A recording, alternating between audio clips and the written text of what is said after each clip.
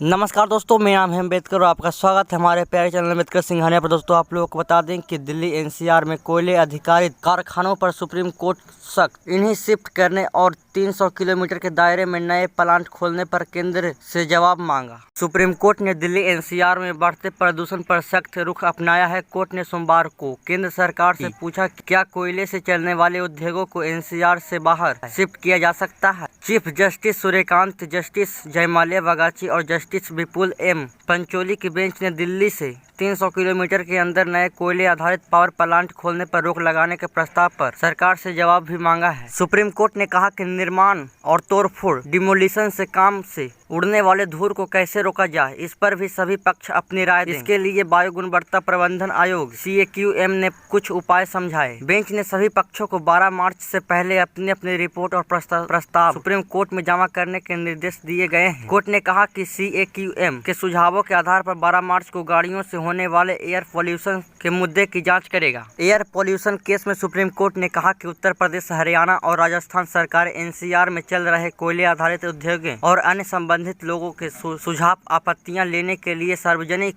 Notice जारी करें। Court के कुछ अन्य आदेश भी हैं, यहाँ पे जान लेते हैं। कोर्ट ने कहा कि इन नोटिसों को ही आधारित सूचना माना जाएगा। राज्यों को मिले सुझाव के आधार पर आगे का एक्शन प्लान भी कोर्ट में जमा करना होगा। कोर्ट ने पर्यावरण, पेट्रोलियम, प्राकृतिक गैस और सौर ऊर्जा मंत्रालय से कहा कि वे मिलकर एक ऐसा प्रस्ताव तैयार करें जिसमें एनसीआर के कोयले आधारित उद्योगों को धीरे धीरे बंद करने की योजना हो। सुप्रीम कोर्ट ने कहा कि इस योजना में यह भी बताया जाए कि कौन कौन से उद्योग प्रभावित होंगे, उन्हें कौन सा वैकल्पिक ईंधन दिया जा सकता है और यह बदलाव किस तरह से और कितने समय में होगा। कोर्ट ने दिल्ली सरकार GNCTD से भी कहा कि वह CAQM की लंबे समय वाले सिफारिशों को लागू करने के लिए अपनी डिटेल योजना पेश करें। 7000 मजदूरों का वेरिफिकेशन पूरा। दिल्ली सरकार की ओर से पेश ASG ऐश्वर्या भाटी ने बताया कि लगभग 2.5 लाख पंजीकृत मजदूरों से भी में से 7000 का वेरिफिकेशन हो चुका है। उन्होंने भरोसा दिलाया कि सहायता राशि सीधे उनके खातों में ट्रांसफर की जाएगी। कोर्ट ने प्रतिक्रिया में गड़बड़ी पर सख्त चेतावनी दी। बेंच ने पर्यावरणविद MC मेहता की याचिका को आगे की सुनवाई के लिए 6 जनवरी को लिस्ट किया है। बेंच ने कहा कि याचिका पर साल में कम से कम 2 बार सुनवाई होनी चाहिए। अब यहाँ पे हम लोग BSIV वाहन मानक स्तर के बारे में जान लेते हैं। BSIV भारत स्टेज 4 वाहन मानकर सरकार द्वारा तय किए गए ऐसे नियम है जिनका मकसद वाहनों से निकलने वाले प्रदूषण को कम करना है। ये नियम BS3 से ज्यादा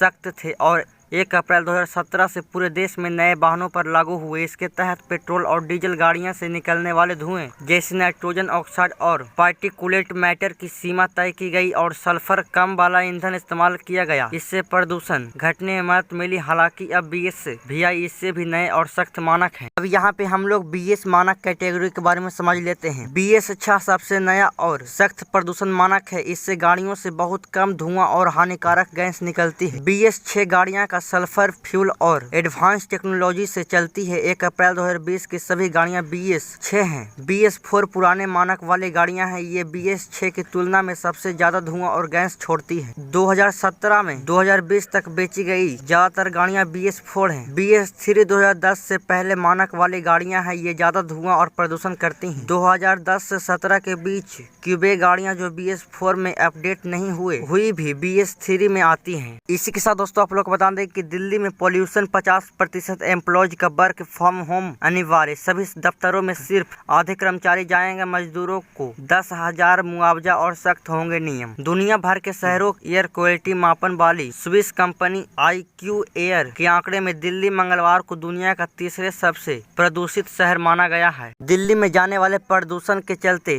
भाजपा सरकार ने बुधवार को सभी सरकारी और प्राइवेट दफ्तरों में 50% कर्मचारियों के लिए वर्क फ्रॉम होम नियम लागू कर दिया है। यानी अभी सभी दफ्तरों में सिर्फ आधे कर्मचारी जाएंगे, आधे कर्मचारी घर से काम करेंगे। दिल्ली के श्रम मंत्री कपिल मिश्रा ने बुधवार को प्रेस कॉन्फ्रेंस में बताया कि यह नियम गुरुवार से लागू होंगे। कुछ सेक्टरों जैसे health care, fire service, jail प्रशासन, पब्लिक ट्रांसपोर्ट, डिजास्टर मैनेजमेंट जैसे जरूरी सेवाएं देने वाले संस्थानों को नियम से छूट दी गई है। कपिल मिश्रा ने बताया कि दिल्ली में 16 दिनों तक ग्रेडेड रिस्पांस एक्शन प्लान का तीसरा फेज ग्रैप 3 लागू हो रहा है। है। इस दौरान निर्माण कार्य बंद थे, इससे दिहाड़ी मजदूरों प्रभावित हुए हैं। दिल्ली सरकार सभी रजिस्टर और वेरीफाइड निर्माण मजदूरों के खाते में मुआवजे के तौर पर 10,000 ट्रांसफर करेगी। दिल्ली एनसीआर में 18 दिसंबर तक सुबह 8 बजे से ग्रैब 4 लागू होगा। इसके तहत दूसरे राज्यों के भीतर भारी वाहनों की दिल्ली में एंट्री बंद रहेगी। पर्यावरण मंत्री मनजिंदर सिंह सिरसा ने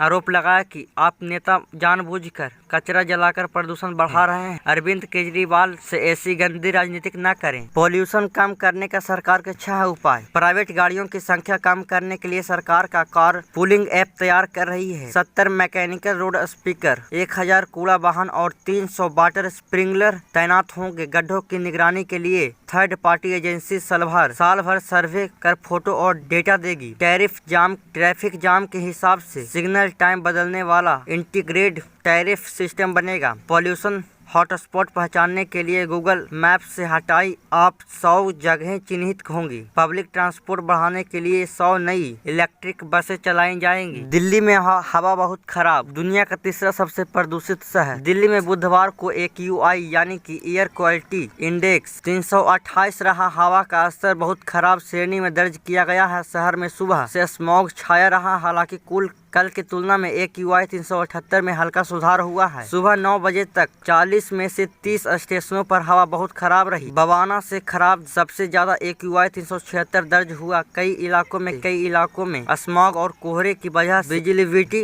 कम रही। एयर क्वालिटी मापने वाली स्विंग कंपनी AQI के मुताबिक दिल्ली दुनिया का तीसरा सबसे प्रदूषित शहर रही है। इससे पहले लाहौर 425 AQI और दूसरे सरायेवा 406 AQI रहे। यहाँ पे आप लोग ग्राफ के माध्यम से देख सकते हैं दिल्ली में पिछले 5 दिनों का AQI। दोस्तों आप लोग बता दें कि AQI का अर्थ होता है एयर क्वालिटी इंडेक्स, जो कि हवा की शुद्धता को बताता है। ग्रैब 4 में ये कुछ पाबंदियां लगेगी। पहला, कंस्ट्रक्शन बंद, सभी कंस्ट्रक्शन काम पूरी तरह बंद, जरूरी आपात प्रोजेक्ट छोड़कर। ईंट भट्टे, stone crusher, hot mix plant, mining बंद होगी। कोयले और फंक्शन ऑयल पर आधारित इंडस्ट्री पर रोक भी लगेगी। डीजल वाहन बैन, BS3 पेट्रोल और BS4 डीजल वाहन नहीं चला सकेंगे। ट्रकों की एंट्री बैन, जरूरी सेवाएं छोड़कर सभी ट्रकों पर बैन कर दी गई है। दिल्ली में स्कूल, कॉलेज और दफ्तर, स्कूलों को बंद करने या ऑनलाइन क्लास का आदेश। सरकारी निजी दफ्तरों में 50% वर्क फ्रॉम होम, यानी कि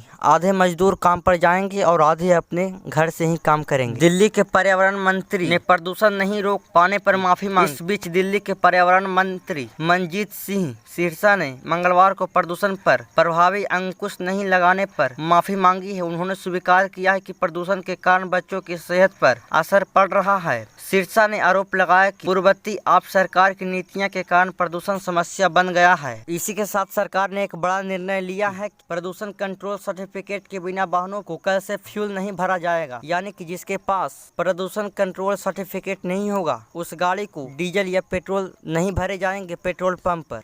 सिरसा ने सख्त प्रावधानों का भी ऐलान किया। इसके तहत गुरुवार से दिल्ली में के पंपों पर बिना प्रदूषण कंट्रोल सर्टिफिकेट PUC वालों वाहनों को फ्यूल नहीं दिया जाएगा। साथ ही दिल्ली से बाहर BS6 वाले वाहनों को ही एंट्री दी जाएगी। दिल्ली के भीतर निर्माण सामग्री के परिवहन पर भी रोक जारी रहेगी। निर्माण सामग्री का परिवहन करते वाहनों पर भारी जुर्माना लगाया जाएगा। ऐसे वाहनों को सीज करने की कार्रवाई भी होगी। तो दोस्तों आज के लिए बस इतना ही। धन्यवाद।